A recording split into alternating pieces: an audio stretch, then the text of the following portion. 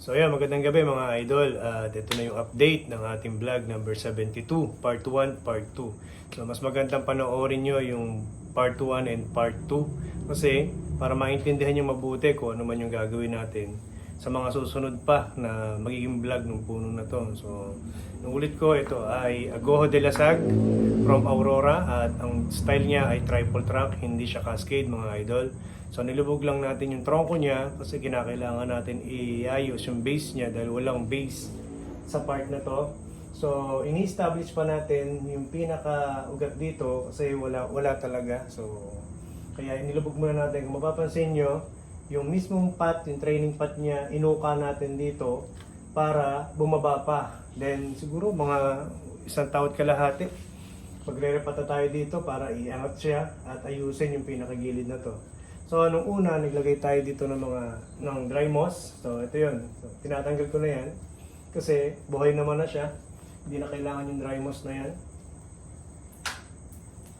So ito yung update. At ngayon, nakita nyo naman doon sa vlog number 72 part 1 part 2, halos walang natirang needle kundi dulo lang. At nilayout natin, nag-first wiring tayo sa kanya.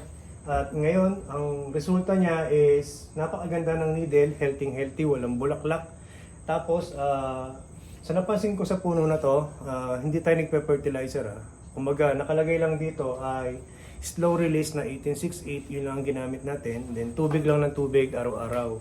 So, ano ba yung mga magiging trabaho natin dito na ituturo ko sa inyo? So, kadalasan kasi doon sa mga puno na ginagawa natin, hindi man siya agoho, tugas, argaw, o etc. Lahat ng mga material na ginagawa natin, basta mayroon ng first layout. So, mayroon tayong gagawin dito na tinatawag ko na maintenance. So, yun yung kinakailangan natin matutunan para hindi masayang yung pagkain na ibinibigay natin sa kanya o yung nutrients na dapat doon pumunta sa tamang mga sanga.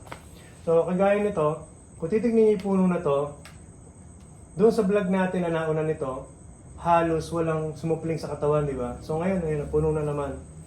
So, puno na naman ng unwanted branches. Ayan o, di ba? Ang dami niyang supling na sa katawan na bago. Then, natatandaan niya ito yun.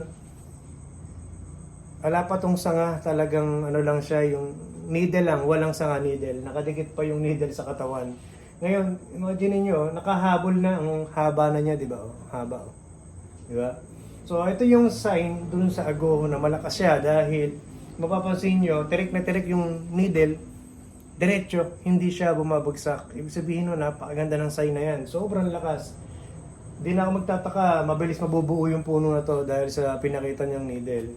So meron kasing agoho na talagang yung needle, kahit na sabihin natin malakas siya, bumabagsak. So ito normal to. Normal yung pinaka-needle niya. Ang ganda ng needle. Oh. Tsaka yung kulay, light. Hindi siya yung pagka-bluish. So medyo kasi pagka minsan bluish, para siyang mahina pagka ganun. So parang dun, pagka naging bluish siya, parang dun lumalabas yung bulaklak. So yun yung experience ko doon sa pagka nung needle, yung kulay niya. So bumabase din ako minsan sa kulay ng needle.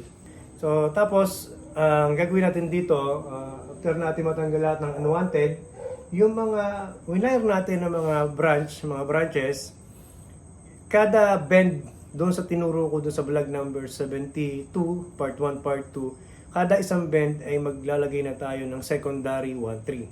So, kinakailangan mapili na natin yon. Kung wala man siyang needle o ganyan palang kaikli ang nakalabas, okay na yon. Ang gagawin natin dito is i-remove natin lahat yan. Tatanggalin natin to. Tatanggalin natin yung mga needle na nandito. Pero, huwag niyong susobrahan ng tanggal. Kasi, once na konti lang itinira nyo na needle sa dulo, lalong hihina yung ating branches. So, applicable din yun sa ibang species na ginagawa natin like tugas, basta lahat. The more lumiliit yung sanga sa dulo at konti lang ang tinitira natin, naniningting to, humahaba siya ng humahaba, pero naniningting to. Kasi tulong din yung mga needle or dahon na mas malapit sa malaking part ng branch compare sa tingting na dulo na tinitira natin. So mahina yun. The more maraming kumakain sa dulo, mas mabilis magbigay o kumain ng pagkain ang isang sanga. So after natin matanggal lahat ng mga needle na to, yung mga sugat, yan, ito, aayusin na natin yan. So dapat kasabay siya sa nagwa-wild na nakaayos. So nung nakaraan, hindi natin siya pwedeng galawin, gawa ng bagong tanim. Ilang buwan pa lang naman to, hindi pa naman to isang taon. So kumbaga, kinakailangan lagi tayong safe sa pagtatrabaho. Huwag nating madaliin kasi baka mamaya matigok yung puno natin.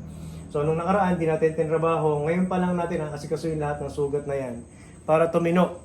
Once na nagpa-wild tayo, hihilom na siya ng tama at magsasara ng maayos habang nagpapawild tayo at nakaayos na yung ating tapering ng trunk.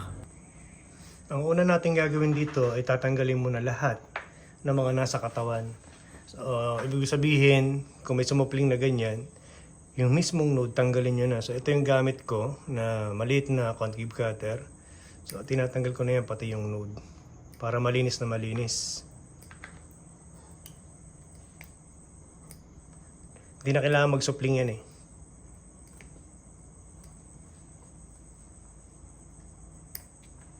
Tanyo, tinanggal ko talaga yung node, di ba?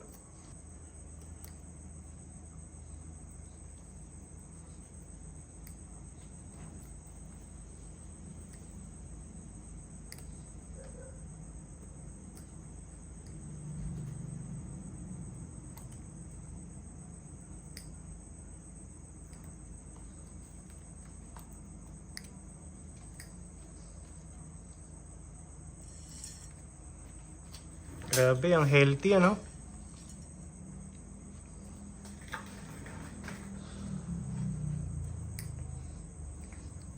Pagka ito mga idol nagawa nyo to sa puno nyo, mabilis kayo makabubuo kasi yung pagkain ng puno, doon pumupunta sa tamang mga sanga.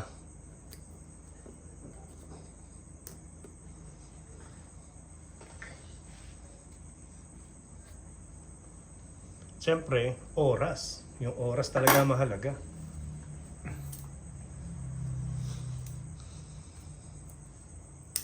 Kahit isang beses lang isang linggo, magawa niyo sa puno niyo, walang problema yun. Kung di nyo kaya mag full time sa bonsai, walang kaso yun. Ang mahalaga, yung sa loob na isang linggo, isang beses, makagawa kayo.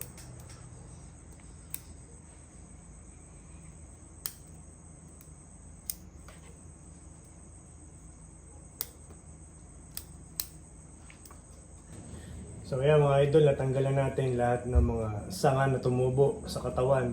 Yung tinatawag nating unwanted branches. So sabi ko kanina, kung mas maganda tanggalin nyo na pati yung mga nodes na tumutubo. So para sa susunod, maiwasan na yung maraming unwanted branches. Pagkatapos ating tanggalin lahat ng unwanted, magpipili na tayo dito doon sa sinasabi kong secondary 1-3. At kung gaano karami yung ititira sa dulo na needle. Para hindi tayo malito sa pagpili, magsisimula tayo sa baba. So ito yung una, sumunod to, sumunod dito sa baba na to, ito, tapos ito, makayari tayo sa taas. So ito yung trunk sa baba, tapos ito naman yung sanga sa gitna. So sabi ko dun sa vlog number 72 natin, mula dito sa pinagtubuan niya hanggang dito, so ito ngayon ay 2 inches. So tatanggalin natin yung mga hindi kailangan.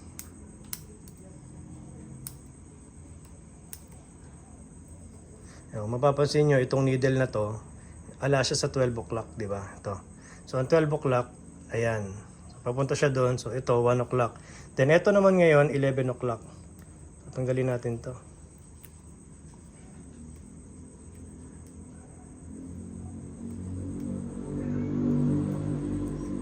So, dito, pwede ng kamay niya kahit sirain yung node niyan kasi hindi na kailangan itong part na to.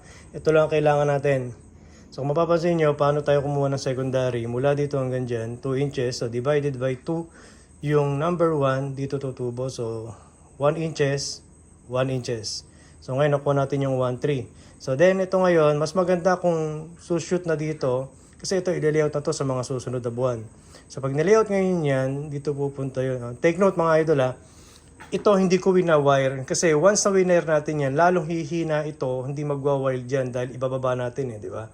So masisira yung fiber niya, hindi basta magwa-wild dyan. So ang ginagawa ko, pinalalakas ko muna yung mga secondary and then pagka okay na sila i-layout, doon pala ako magle-layout.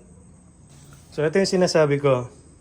Mula dito sa secondary hanggang dyan, ito yung kapal ng needle niya, di ba? So pag ito ngayon, ito yung sinasabi kong tingting, ang liit. Pagdating dito, ang laki.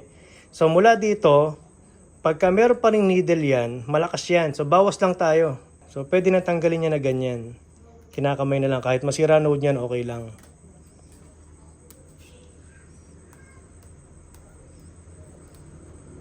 So yun. May brown pa din yung sanga, hindi kagaya nito, green. May green na, ayan, di ba? So ito, malakas pa rin yan. Hahatak pa rin yan kasi napakaraing needle. Hindi natin masasabi kung needle ba yan o sanga yan, di ba? So ganun lang mga idol. So, ito yung isa, ito yung inuna ko, yung gitna. Kasi ito yung main trunk, continue, gitna siya. So dito naman tayo ngayon. So pagdating ngayon dito, ito yung movement niya papunta dyan. So magkakaroon tayo ng isa dito. So ito yung isa. Tanggalin natin to. So ito yung isa mga idol. Ito. Tanggalin natin to. Tanggalin natin yan.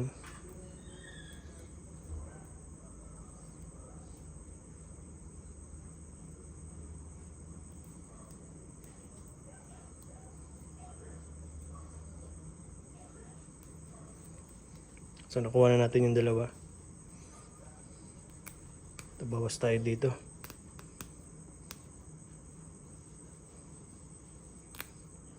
So ayan, okay na yan pagka ganyan.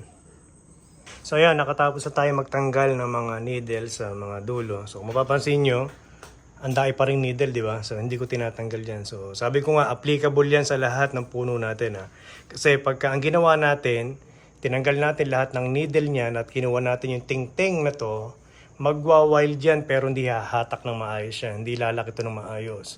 So, doon ngayon sa ginawa natin, napansin nyo, ayan, brown pa. So, ito, part na to, malaki pa to. Mataba pa to, wag dito sa payat na payat ha. So, ganun yung ginagawa kong sistema. At ito na yung ginawa natin ngayon na iniwan natin na kinakailangan sa estado ng puno na to ngayon, maglabas na siya ng secondary. Ano ba yung secondary? So, ito na yun, 1, 3. Ayan, ito niya, yun, may mga abang na siya, di ba? So, lahat siya may mga nakaabang na, ayan, So, halos lahat, meron na. So, iniwanan na natin yan ng mga abang. So, ayan, Ayan. So, halos lahat, meron na, ayan. So, doon sa ginawa natin, tanggal tayo ng unwanted branches. Nag-selection tayo, prepare to secondary, 1-3. So halos lahat 1-3. Nakuha na natin lahat. So perfectong pagpili natin dahil lahat ng ginawa nating bend sa mga first layout, umokay lahat. Nakuha natin lahat ng secondary. Ngayon, ang trabaho naman natin dito ay ayusin na itong mga sugat. So ayusin na natin yan. So ganun ulit, uunahin natin yung pinakailalim. Gamit ko is concave cutter.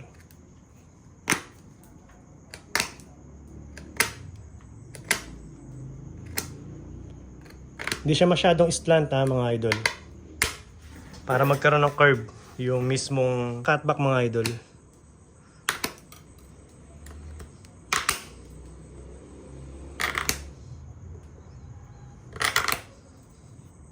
Baba muna natin to.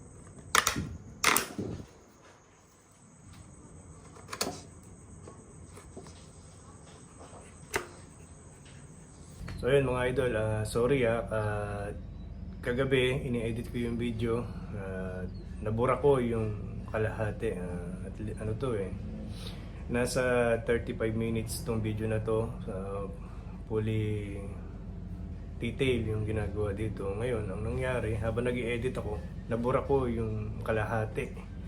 So, hindi kasi makapag-download itong cellphone dahil mababa lang ang kanyang memory. Kaya, hindi siya 1 terabyte. Kaya, ganun. So, kagabi, pinipilit kong i-download yung video. So, anong nangyari, nagbawas ng video. Ginawa ko munang 15 minutes.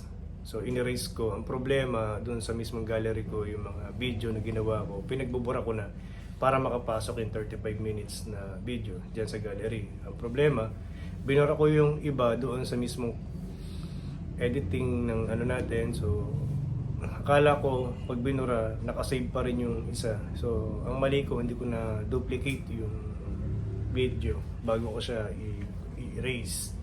So, nahingi ako ng sorry sa inyo mga idol. Pero i-try kong ipaliwanag yung mga ginawa ko kagabi dito. Actually 1:30 AM na yata ako nangyari ng ano dito, ng workshop.